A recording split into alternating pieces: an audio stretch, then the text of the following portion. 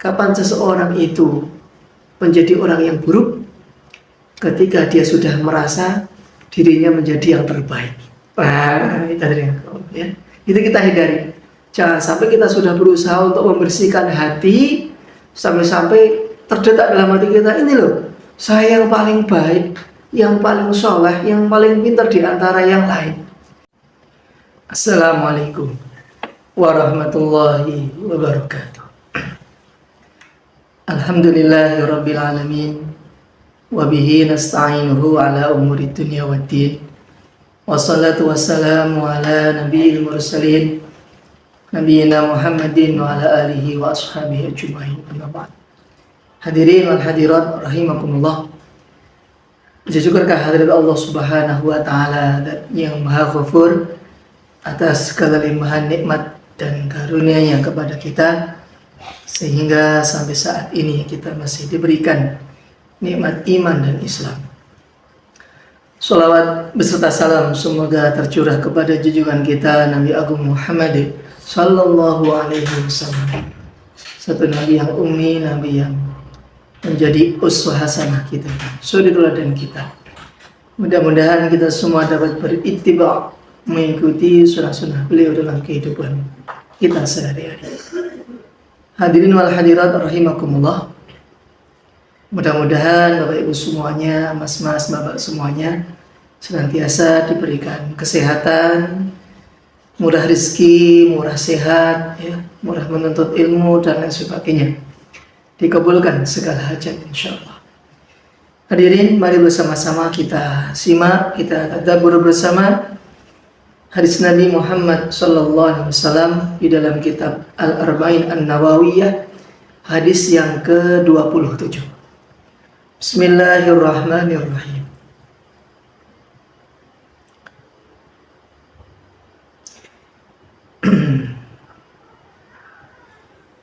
Anin Nawas bin Sam'an radhiyallahu anhu, an Nabi sallallahu alaihi wasallam qala, al-birru husnul khuluqi wal ismu ma haka fi nafsika wa karihta ayyattaliya alaihin nasu. Rawahu Muslim.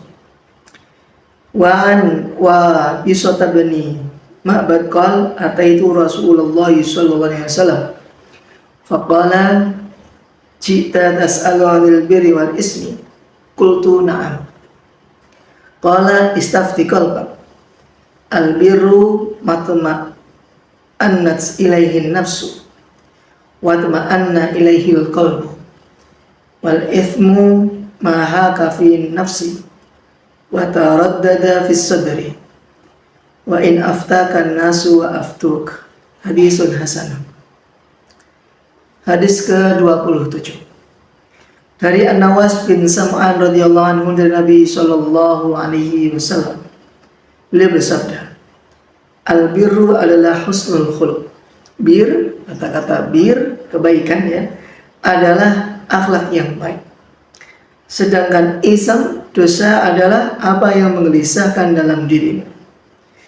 Engkau tidak suka jika hal itu nampak di hadapan orang lain. Hadis riwayat Muslim, hadis nomor 2553. Di riwayat yang lain dari Wabisah bin Ma'bad radhiyallahu anhu, ia berkata, aku mendatangi Rasulullah sallallahu alaihi wasallam. Beliau bersabda, apakah engkau datang untuk bertanya tentang kebajikan dan dosa? Aku menjawab, ya. Nabi SAW bersabda, mintalah fatwa pada hatimu, istafti qalbak. Kebajikan itu adalah apa saja yang jiwa merasa tenang dengannya, ya, jiwa merasa tenang dengannya dan hati merasa tentram kepadanya. Sedangkan dosa itu adalah apa saja yang mengganjal dalam hatimu dan membuatmu ragu, meskipun manusia memberi fatwa kepadamu. Hadis hasan. Keterangan hadis, ya, dan juga faidatul hadis. Ulama, para alim ulama jumhur, ya, mengatakan bahwa albir bermakna silaturahmi. Sebagian ulama kita mengatakan albir, kebaikan yang dimaksud hadis itu adalah salah satunya adalah bersilaturahmi, menyambung tali persaudaraan dengan saudara muslim yang lain, yang kita kenal maupun yang tidak kita kenal. Terlebih lagi adalah kerabat dekat, saudara, orang tua, anak, dan lain sebagainya. Menyambung tali persaudaraan. Kemudian ada yang berpendapat akhlak yang mulia adalah bentuk kebaikan yang paling utama. Akhlak yang mulia adalah kebaikan yang paling utama. Karena dengan akhlak yang baik ini kita merasa aman, nyaman, dan juga tentram. Tidak akan timbul kecurigaan, tidak takut balang hilang, tidak takut barangnya rusak. Insya Allah dijaga oleh Allah Subhanahu wa Ta'ala. Karena kita dikelilingi oleh orang-orang yang baik, oleh orang-orang yang berakhlak mulia.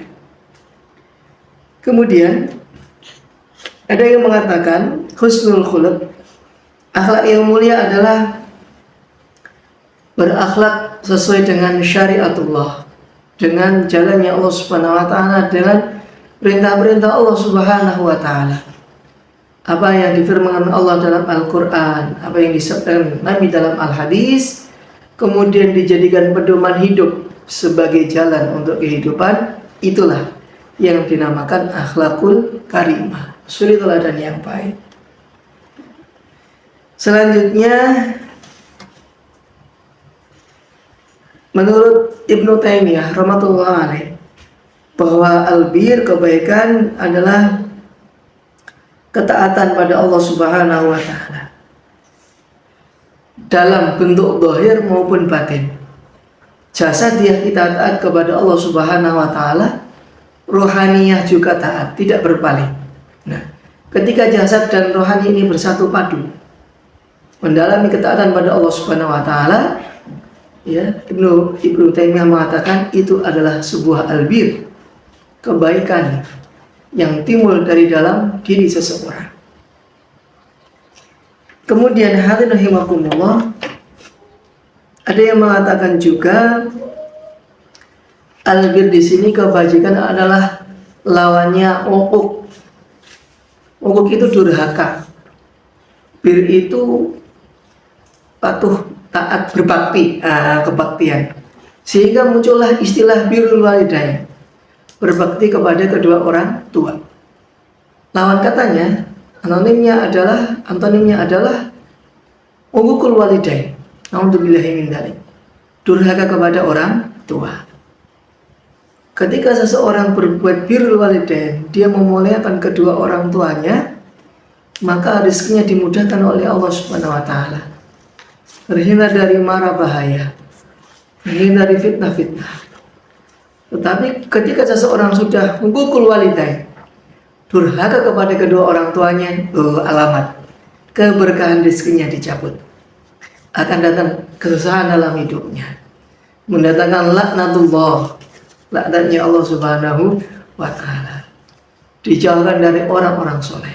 Nah ini, sehingga ketika kalimat bir berkesinambung dengan walidain, kedua orang tua, maka dimaknai bir ini adalah kebajikan ataupun patuh, berbakti, kebaktian, ya. Seperti lan tanalul birra hatta tunfiqu mimma tuhibbun. Di juz 4 itu, kalau kita lihat arti Al-Qur'anul Karim, di sana diartikan apa? Kebaktian, kebajikan, ya. Mudah-mudahan kita didekatkan kepada kebaktian kepada orang tua dan dijauhkan dari uququl walidain, durhaka kepada orang tua. Nauzubillahi min dzalik.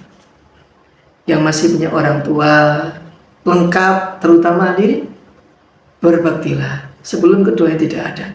Atau yang masih punya salah satunya, ibunya saja atau ayahnya saja, kita timbulkan rasa bakti kita sebagai anak. Kita berharap anak-anak kita berbakti kepada kita. Maka perintah Allah kepada kita, birru aba'akum tabarra'u abna'ukum. Ya, hormatilah, berbaktilah kepada orang tua kalian. Niscaya anak-anak kalian juga akan berbakti kepada kalian. wajah-wajah kita kepada orang tua hari ini, itulah wajah-wajah anak kita di kemudian hari nanti. Bila kita hari ini memuliakan orang tua kita, nanti anak-anak kita akan memuliakan kita. Tapi maaf, bila hari ini membentak orang tua, tidak hormat kepada orang tua, tidak penghargaan kepada orang tua, kurang lebihnya sama. Bisa anak-anak kita juga seperti itu kepada kita. Kemudian hadirin rahimakumullah, ada yang mengatakan bahwa albir ini juga disebut daripada at-taqwa, ya, takwa, rasa takut kepada Allah Subhanahu wa taala. Al-khauf, ketika seseorang berhadapan dengan kemaksiatan, maka timbul rasa khasyah, rasa takut kepada Allah, dan dia meninggalkan kemaksiatan itu. Lah, di situ dia mendapatkan bir, kebaikan. Tapi kalau dilanggar, nah ini tidak mendapatkan kebaikan, melanggar hukum Allah Subhanahu wa taala. Selanjutnya hadirin rahimakumullah, kalimat ism. Kalimat ism di dalam hadis ini, ya, kalimat artinya dosa. Dosa di dalam hadis ini semua perbuatan dosa, baik itu dosa besar maupun dosa yang kecil, ya. Jadi tidak memilih-milih, udah hanya dosa besar saja ataupun hanya dosa kecil saja yang meragukan, tidak. Tapi semua perbuatan dosa itu semua digolongkan daripada ism. Bila mana dosa yang kecil ini akan hilang, diampuni oleh Allah dengan istighfar, maka dosa yang besar ini diampuni oleh Allah dengan bertaubat. Bila ada sangkut pautnya dengan anak Adam, hukukul adami, maka dikembalikan hak-haknya. Itu baru diampuni dosa. Kalau dosa kita dengan Allah, dengan istighfar, dengan taubat cukup hadirin. Tapi kalau kesalahan dosa kita kepada makhluknya Allah, dimintakan maaf, diikrarkan dengan jelas. Mohon maafkan, kemarin ikan lele di kolam panjenengan itu berkurang, itu saya yang mancingi. Karena tidak punya lauk di rumah, mau gimana lagi? Mau bilang jenengan malu, takut tidak boleh, ya udah dipancingi saja, nyuwun halalnya. Nah itu seperti itu, dosa yang seperti itu dimintakan halalnya. Ya, dan kita juga mudah memaafkan, menghalalkan. Ya. Oh ternyata panjenengan toh, pantesan saya mau nyeser lele, mancing lele kok berkurang lelenya, dikira dimakan temannya, ternyata dimakan sama tetangganya. Ya. Maka insya Allah kita berbaik pada tetangga, nanti tetangga akan berbaik kepada kita. Kemudian lanjutnya hadirin rahimakumullah,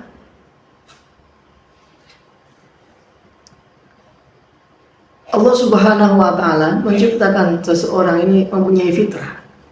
Ya, mempunyai fitrah, dia akan senantiasa menjalankan ketaatan dan menjauhi daripada kemaksiatan. Kebaikan-kebaikan apa yang datang kepadanya maka akan dia kerjakan. Dan keburukan-keburukan yang ia jumpai maka dia akan meninggalkannya. Ini sudah fitrah kita sebagai manusia. Kita ingin menjadi lebih baik dari masa lalu kita, ya. Dan hari ini orang yang berbuat buruk pun maaf itu tidak menginginkan anak-anaknya mengikuti jejaknya di dalam keburukan, tentunya tidak. Maaf, seorang pencuri pun akan pastikan berharap anaknya itu besok kalau sudah besar tidak menjadi pencuri. Harapnya kalau sudah besar itu menjadi anak yang soleh, ya. Hanya mungkin karena keadaan saja, hanya karena lingkungan yang tidak mendukung dalam suasana taat, sehingga dia terbelenggu di dalam perbuatan dosa. Hadirin rahimakumullah, inilah bagaimana hari ini kita senantiasa menjadikan mufti di dalam diri kita. Hati kita menjadi mufti. Mufti adalah yang memberikan fatwa. Apa yang terfatwa dalam hati ini tentang kebaikan, itulah yang kita ikuti. Bila hati kita mengatakan ini adalah sebuah kebaikan, kerjakanlah. Di balik perintah itu ada sebuah keridhaan Allah. Di balik perintah itu ada pahala dari Allah Subhanahu wa taala. Di dalam mengamalkan perintah dari Allah akan meninggikan derajat dan juga mengampuni dosa-dosa. Kalau hati kita bersih, maka fa insyaallah, ya. Jadi kita akan senantiasa dibimbing oleh Allah Subhanahu wa taala untuk berjalan di atas jalan-jalan kebaikan. Ya. Maaf hari ini mengapa seseorang masih terjerembab dalam lembah-lembah kemaksiatan, dalam lembah-lembah kedurhakaan, karena kata hatinya kecil dan kata nafsunya lebih besar. Dia condong ingin mengikuti hawa nafsunya dan mengabaikan apa yang difatwakan oleh hatinya. Ketika hawa nafsu sudah dijadikan patokan, dijadikan supir dalam kehidupan, ya, maka dia akan menemukan sebuah penyesalan. Memang kemaksiatan itu dijalani itu terasa nikmat, nikmatnya sebentar, ya kan? Kemaksiatan nikmatnya sebentar, nikmatnya terbatas, tapi setelah itu ada dosa yang perlu dipertanggungjawabkan. Sedangkan ketaatan pada Allah Subhanahu wa taala taatnya sebentar, lelahnya sebentar, dan juga terbatas. Paling-paling 60-70 tahun. Tapi akibat daripada ketaatan itu mendatangkan ridhonya Allah Subhanahu wa taala, mendatangkan pahala dari Allah Subhanahu wa taala. Baik jamaah rahimakumullah, ya, mudah-mudahan dengan pesan Nabi di dalam hadis yang ke-27 ini kita senantiasa istiqomah untuk menjalankan perintah-perintah Allah Subhanahu wa taala. Karena orang yang mensucikan hatinya, qad aflaha man tazakka, ya. Wa dzakara isma rabbih fasalla. Orang yang berjaya, orang yang sukses adalah orang yang senantiasa mensucikan hati, membersihkan hati dari segala kotoran. Dengan hati yang bersih, maka menjadi supir yang baik. Dan kehidupan kita senantiasa dalam ketaatan pada Allah Subhanahu wa taala. Mohon maaf hadirin rahimakumullah. Ya. Ada sebuah kaidah juga, kapan seseorang itu menjadi orang yang buruk? Ketika dia sudah merasa dirinya menjadi yang terbaik. Nah, itu ya. Itu kita hindari. Jangan sampai kita sudah berusaha untuk membersihkan hati sampai-sampai terdetak dalam hati kita, ini loh, saya yang paling baik, yang paling soleh, yang paling pintar di antara yang lain. Nah, ini kalau sudah ada timbul percik-percik dalam hati seperti itu, segera kita bertobat, istighfar pada Allah Subhanahu wa taala. Itu termasuk sebuah godaan. Jangan-jangan itu jalan-jalan keburukan karena merasa dirinya yang terbaik. Padahal hadirin rahimakumullah, di kaidah yang lain juga disebutkan, ya, janganlah engkau merasa yang paling baik, fa innaka mastur. Karena apa? Seseorang itu dipandang baik orang lain karena Allah Subhanahu wa taala juga menutupi keburukan-keburukannya, ya. Seandainya orang lain mengetahui keburukan kita, maka orang pun akan segan untuk mendekat kepada kita. Begitu juga seandainya keburukan orang lain ditambahkan dalam diri kita, kita juga akan segan untuk bergaul dengan orang lain. Jadi sama-sama kita sebagai makhluk Allah Subhanahu wa taala, aib orang lain sama-sama ditutupi oleh Allah Subhanahu wa taala. Maka kewajiban kita adalah saling menutupi aib satu sama lainnya, dan kita mendatangkan kebaikan-kebaikan dan kita kerjakan secara bersama-sama. Demikian jamaah rahimakumullah, motivasi singkat dan uraian singkat tentang hadis ke-27 dari Arba'in An-Nawawiyah ini. Mudah-mudahan mendatangkan manfaat berkah untuk kita semuanya. Silakan hadirin, tinggalkan jejak di kolom komentar, ya. Klik tombol subscribe dan juga like-nya, ya. Insya Allah menjadi amal jariah untuk kita semuanya. Terus dukung akun Musa Syiar Official, mudah-mudahan bisa berkembang dan juga bermanfaat untuk umat Islam semua.